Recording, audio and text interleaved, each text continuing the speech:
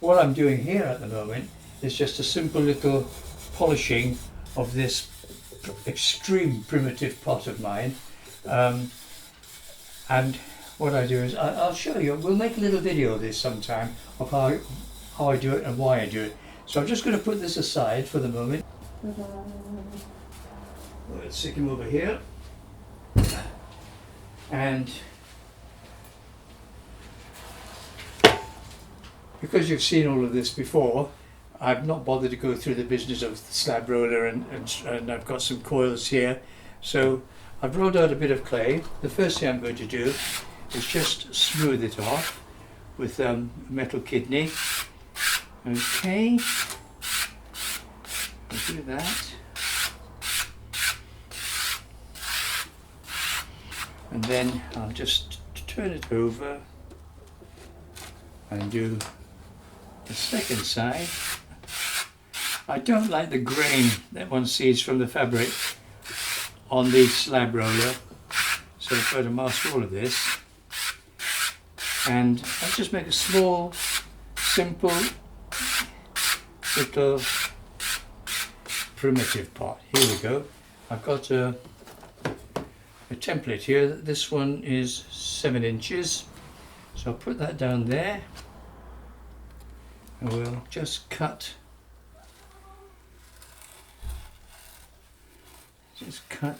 round.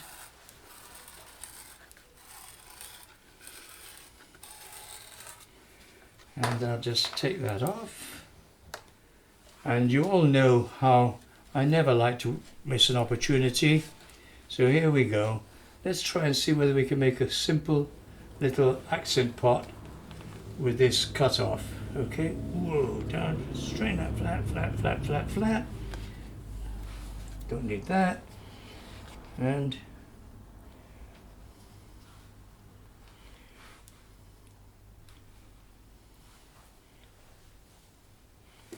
there you go. Just join those up. There's some sort of connection. Well, that's good enough. We've got a hole in there. I'll make a little hole in there as well. So, a little hole in here. Take that out. Little hole in there. There, dead easy. So I'll put this to one side. Stick it over here. Lovely. Right, now coming back to this little pot thing. Make sure that's not going to stick to the board. Yep, that's okay. Right, now one of the things that I do is to sign the pot before it's made. Okay, so I'm just going to get my chop. Here's my chop. Which I will put there. You can see there. And then I will put my Bonsai underneath it.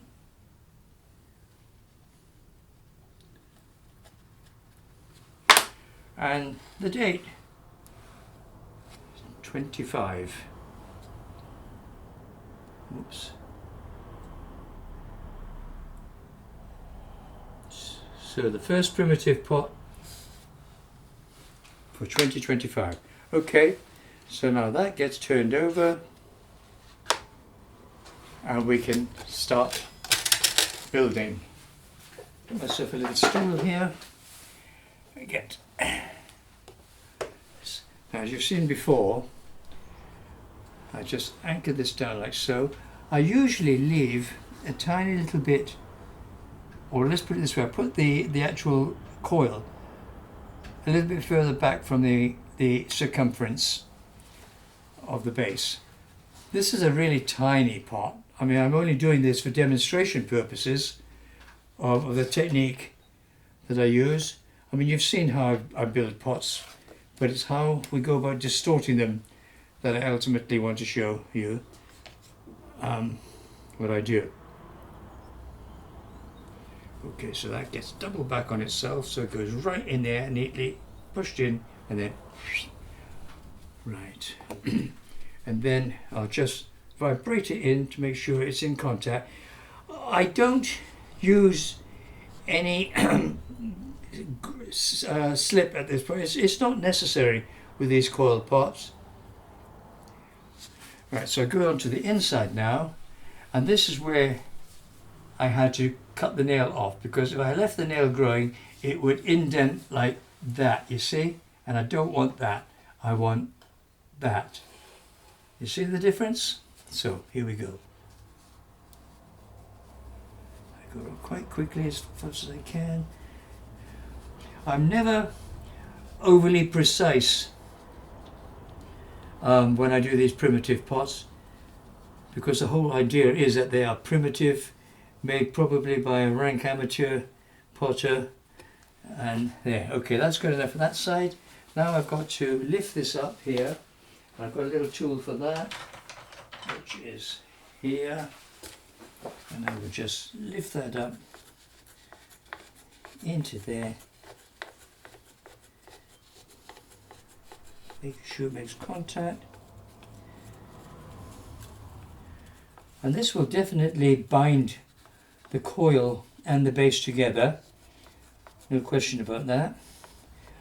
Incidentally, I know some of these videos that we make are fairly lengthy and you know, can seem to be rather repetitive, and whilst the actual process of what I'm doing in the physical sense is a bit repetitive, there's all and the temptation is to fast forward. I should say that an awful lot of the information is in the dialogue, which is probably worthwhile suffering the process of going through the entire videos from start to finish. So we go round and round and round, and then we double back again, boom, there. Okay, I'm trying to work this as quickly as I can. I'm doing this in a slightly diagonal manner, and you'll see why with the next. And it doesn't bother me too much if things get a little bit wobbly or contributes to the irregularity of the primitive design. Now here we go, like so. Up with the thumb and down with the finger. And I'm going around as fast as I possibly can.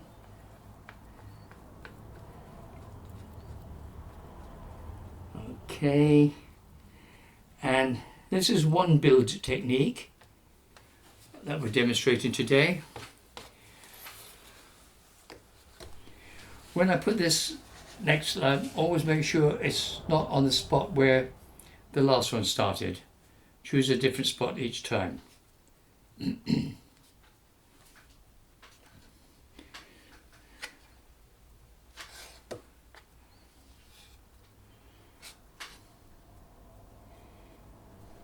It's great fun, you know, working with clay. It's so therapeutic, so relaxing. Once again, quick little vibration, making sure it makes good contact. Right, now this time I'm going in the opposite direction with the blending. So the last time I went that way, now I'm going the opposite direction to get a sort of herringbone effect. Okay, back to the outside one.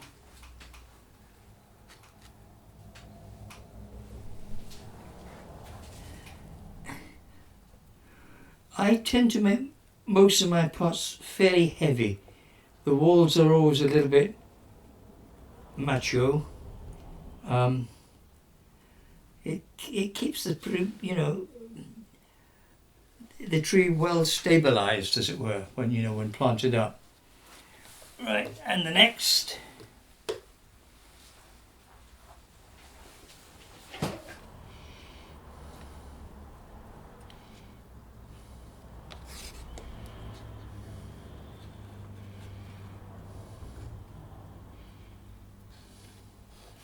That's annoying. Ta-da! Oh, hang on, let's break that off there. Got a little bit here, put that in.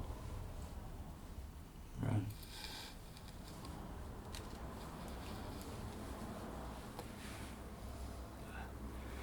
Again, working it in, pushing it round and round and round and round and round and round and round. Yeah, I'm already warming up nicely, so now we go in the opposite direction again.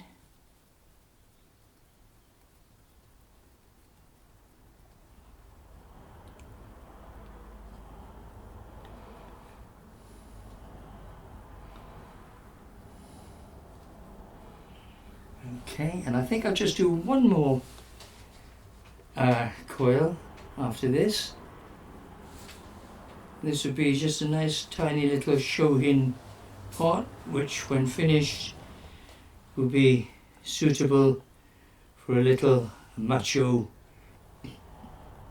coniferous species like a pine or a juniper.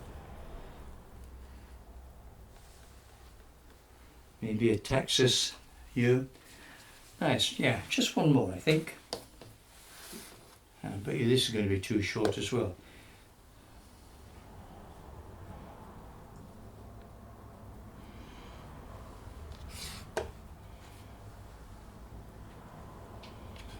Here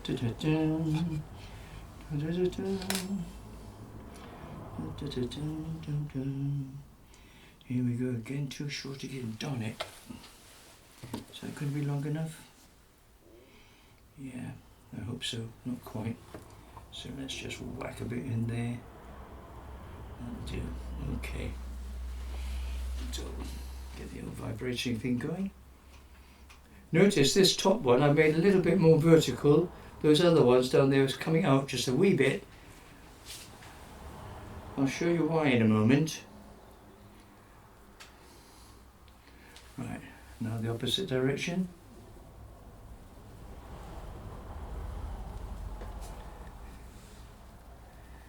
I don't usually work quite as fast as this.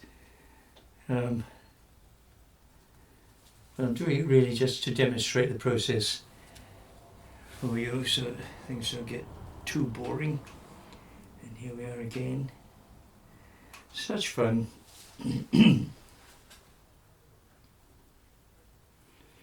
Right, now you can see everything is pretty rough and ready. I'm going to just tidy up the inside a little. Fairly stiff kidney. Just to blend that in nicely, okay? Okay, so we've just taken that round nicely like that. I'm just reversing this kidney and we'll go around like this, spinning quite fast. And you can see what's happening. And with these primitive pots, I don't want to be too smooth. You see how I've got variation? I like to show evidence of some of the way the pot was structured. In other words, the brickwork, as it were. You can see some joins. So I'll leave that like that. Little soft kidney here, which is serrated. So I'm just going to use this on the outside lightly, and you can see how I can bend it just lightly.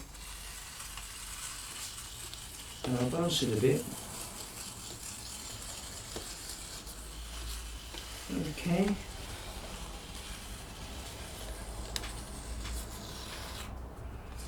And because I don't want to show these lines of make them too obvious, I'll just put my hand there and I will just very lightly turn the pot with my hand, only just touching the clay. And you can see we've still got the lines, but they are a little less rough. And that's fine. Now, I could leave this like this. I could put a hole in there and say, right, Bob's your uncle. That's it, finito. That could be one simple little part, but I'm not going to. I want to take it a bit further, all right? So what I'm going to do now is roll out another coil.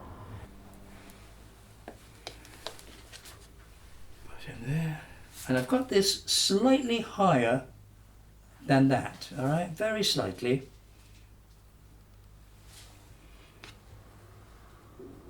And notice I'm pushing in as I press the coil against the pot, because when you extrude these things, gravity tends to pull down, and of course the coil's got its own weight and it tends to stretch a bit. So what I'm doing here by pushing it in is compensating for that stretch and reducing the possibility of the coil cracking as it dries. There we go, perfect. Right, so that's that. Now what I'm going to do is link these two. I think I'll just take a bit off my thumb.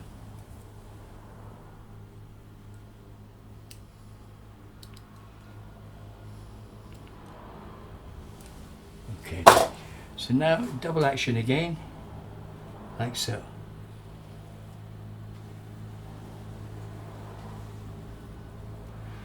Dum, dum, boom, boom, boom, boom, boom.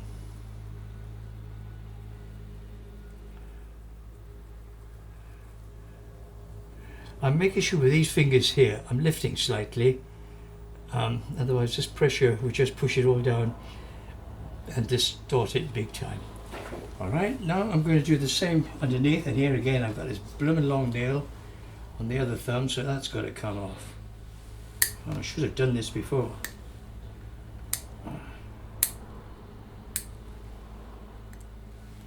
Okay.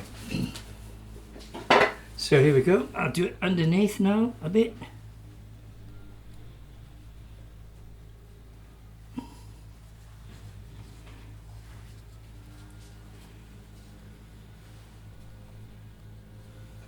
And you can see what I'm doing here.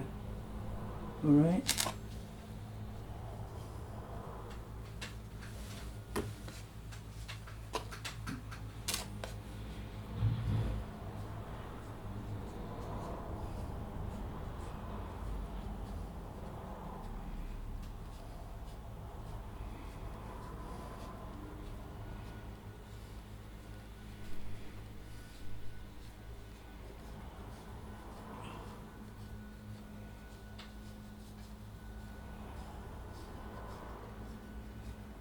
I think that's it. Yeah, that's right. So what I'm going to do now is just go around with my thumb, centered.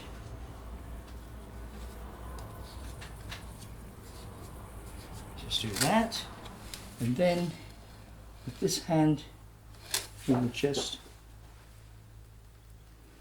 now indent this slightly.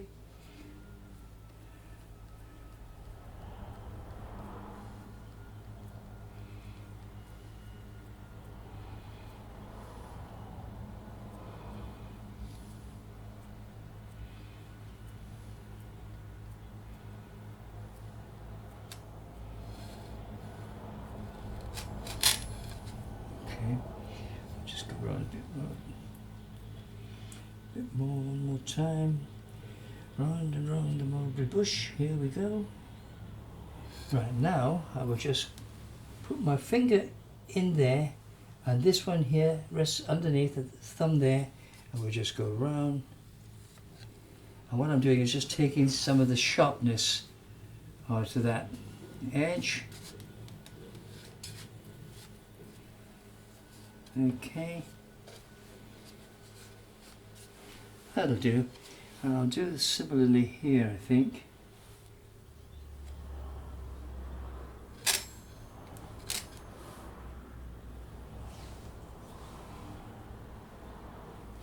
Incidentally, these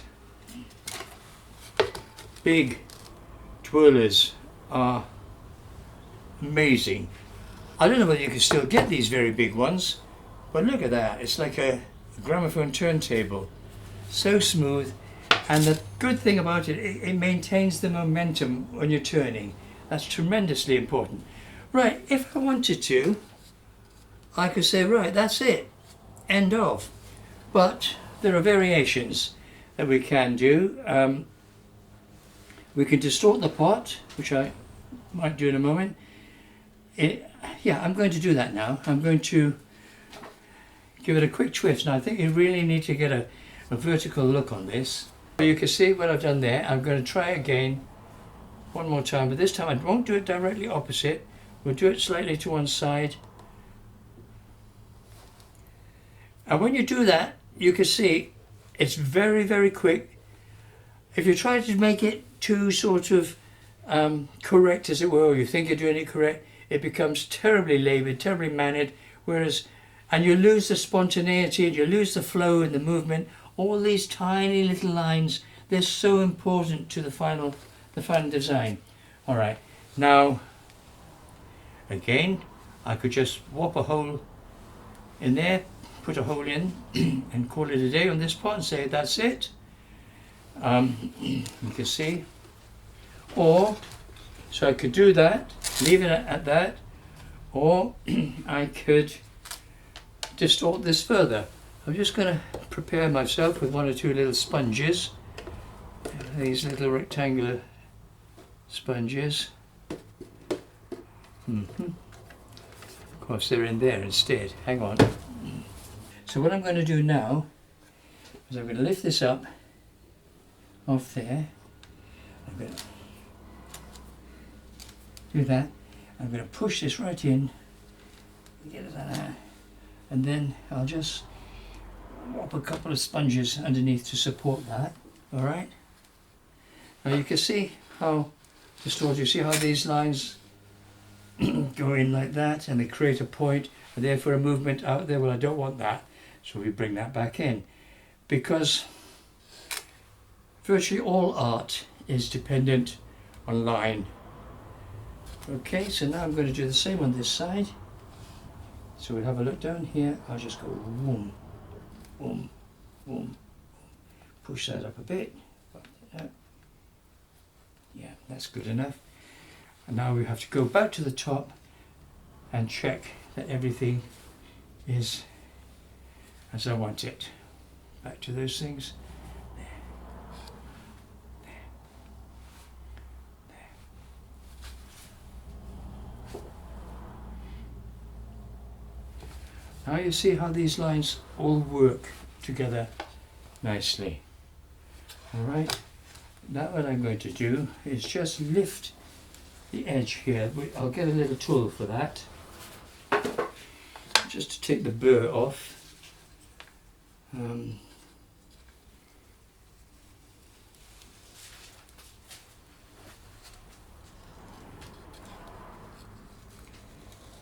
It probably would have been better if I'd done this before I distorted. There we go. And straight away, by creating that little shadow underneath, it makes such a difference. It takes the heavy out of the design and just gives that little bit of lift. But this is a very heavy pot. Again, check everything's all right. Now I'm going to make a drainage hole, and I'm going to do this. Where's my pin? The center is there.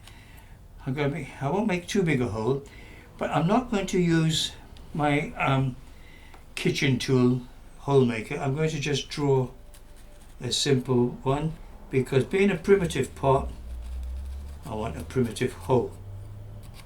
Okay, so that's sympathetic.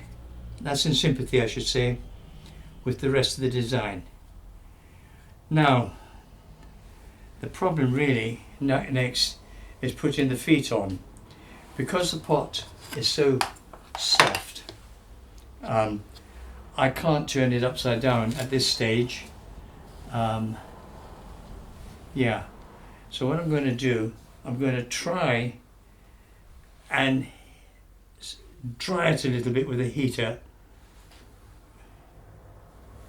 and see if I can stiffen it to turn it upside down. Otherwise, if I turn it upside down like this, it'll just completely collapse.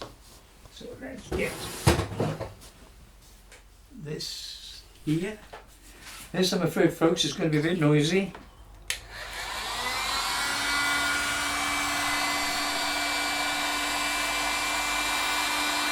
I mean, I'm going to use this paint stripper heater to try to dry it a little bit to stiffen it so that I can turn it upside down and put the feet on. But normally I wouldn't do that. I'd leave the pot as it is overnight, and that would be enough to stiffen it up, and then I'd put the feet on tomorrow.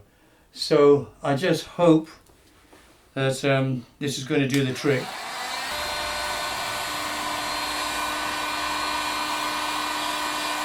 So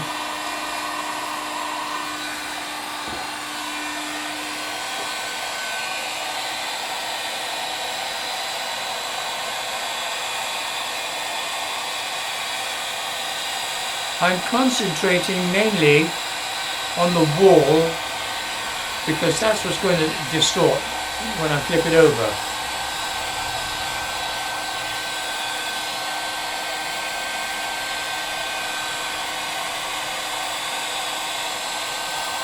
Right, well, I hope I've heated this thing enough with the hot air blower. I'm going to attempt to turn it over now. I'll use this sponge and plonk it there, and then get this like so, and go like so, and boom, boom, boom, boom, boom. Okay, and we'll just tidy that up there. Lovely. All right, that's fine. So now I'm going to put feet on this. So we'll use a bit of this old coil here, and I'll just get 1, 2, 3, 4. I'm just going to make these into sort of lumps. Let me just get this out of the way, like that, there. Yeah, just make these into sort of lumps, a bit like that, okay? I mean, it's a primitive pot, and I do not want to go too precise with this. It's got to be rough and ready. All right, so if we put one there and one there and one there and one there, sort of, okay, then what I'm going to do now is just get this out of the way, get my pin wherever it was here, and I should just draw lightly around these feet, like so. I notice they're going to be pretty high up because they will collapse slightly when I turn the pot back the other way. Oh, this is too far forward. Up there. This is going to snarl up, I'm afraid, with my Bonsai thing. Never mind. All right, having done that, I can now take these off and do a little bit of scratching.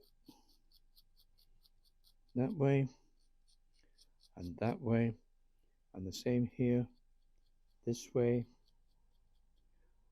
and that way. I'll put that there. Same here.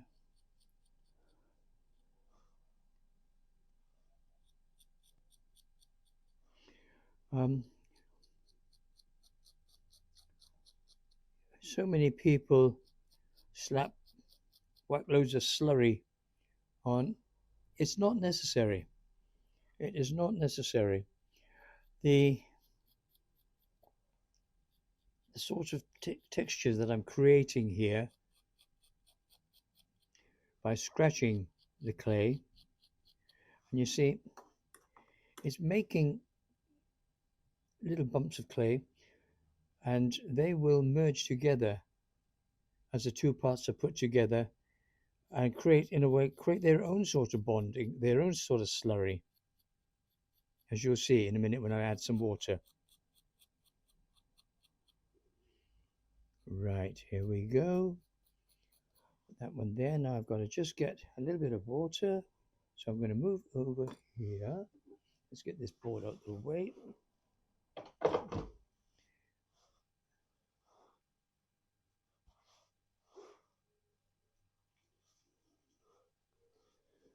So let's get a little bit of water in here, and I just gently daub it on. Sorry, I just daub that on. I only do it on the one side. I don't do it on that as well. Okay, and the reason for that is when you put this here, it will tend to draw the moisture out of there as well. So putting that on there and then vibrating it a bit to make sure you get that bond. You see, there's absolutely no need for any slurry. It makes its own.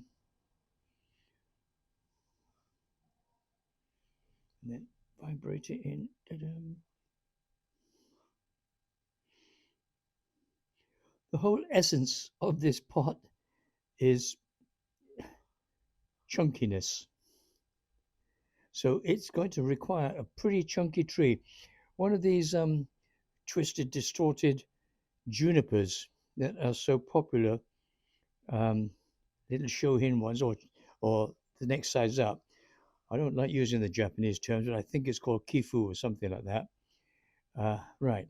So I'll just merge this a little bit now. It's good enough. Here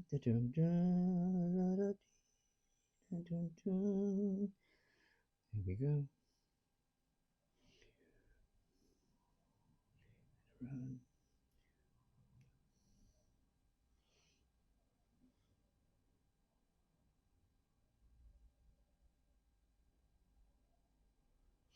And what I'm going to do now, I've got a little tool up here, which I shall get.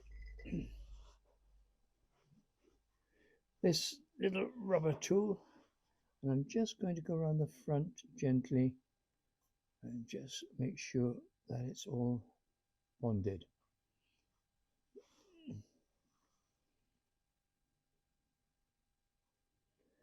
Now I don't mind if this collapses a bit when I turn it back over, because then I know it will be stable on all 4 feet.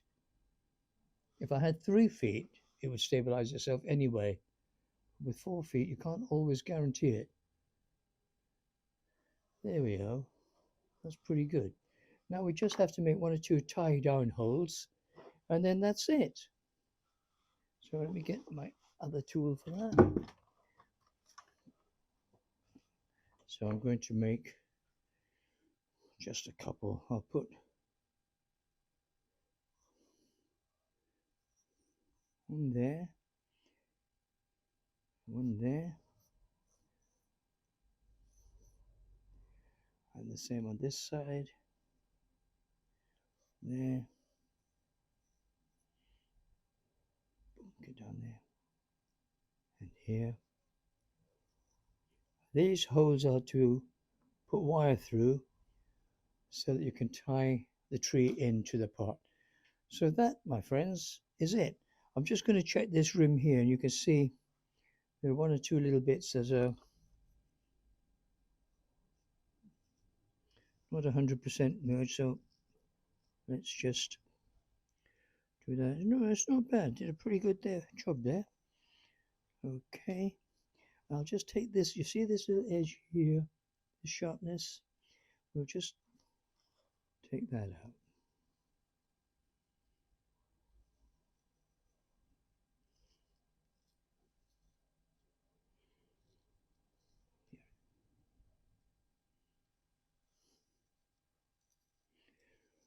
Right.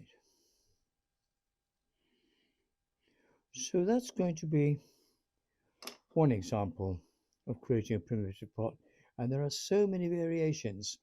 What I'd like to do now is, well, first of all, let's put this up there, get my board back that I have down here. Ooh. Yeah. Get this back.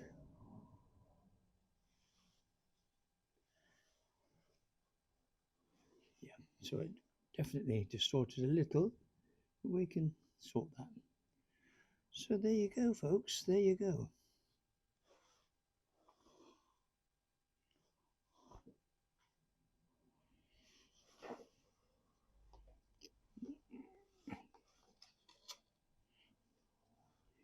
You'll notice with those feet that I've got, those chunky feet, it really lifts the pot up quite high.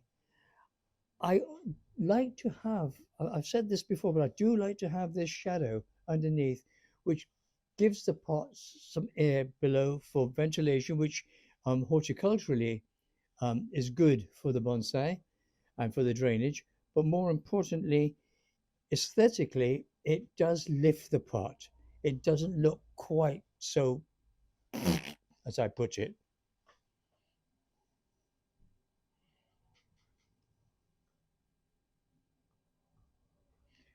Okay, that'll do. So what I'd like to do now is to get the camera over the side here, and we'll take a look at one or two examples of other um, primitive pots that I made on a much larger scale, using similar sort of techniques, but various different variations on the textures. Um, yeah, as you'll see. As you can see here, we've got a much larger variation on the pot I've just made. And here you can see it's also been glazed in the signature gunmetal red. Um,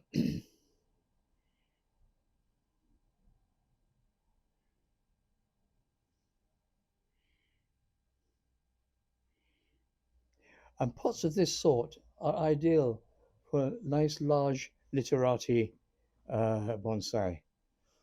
So I'll take that down here.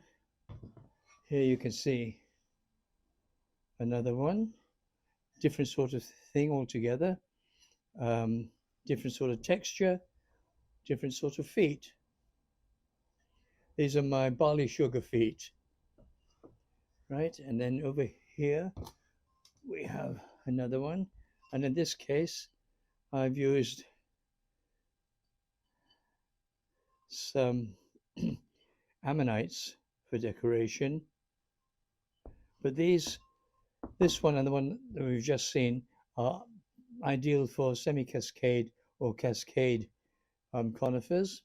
And then of course you've got this ultra extreme primitive pot, which I just did for the hell of it.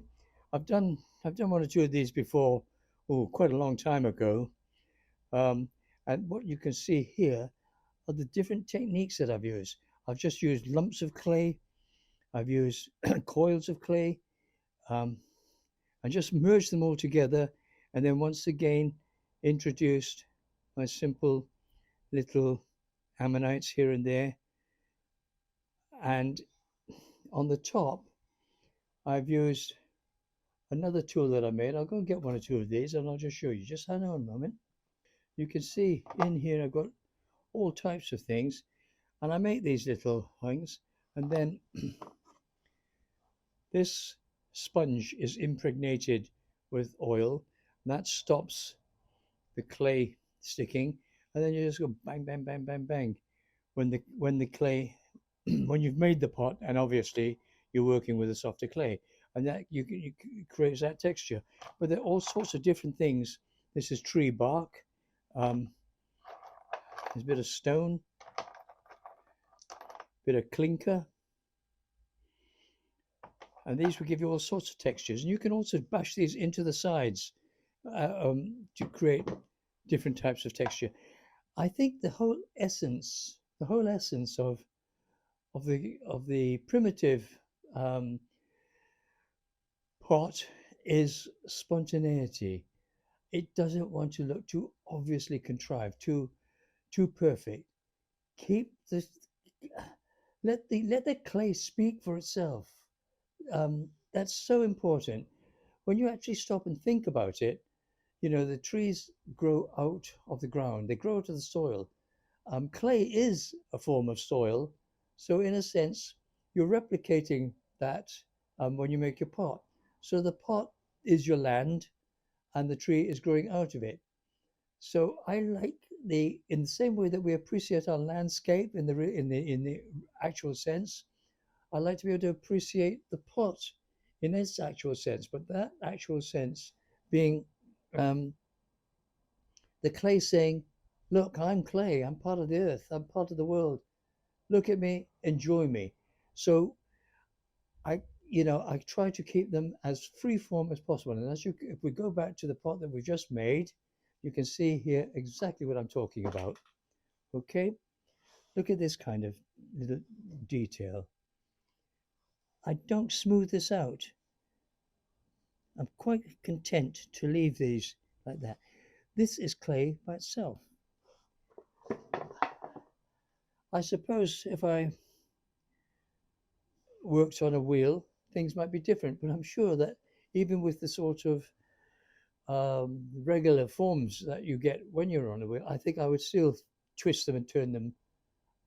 It's just my nature. All right.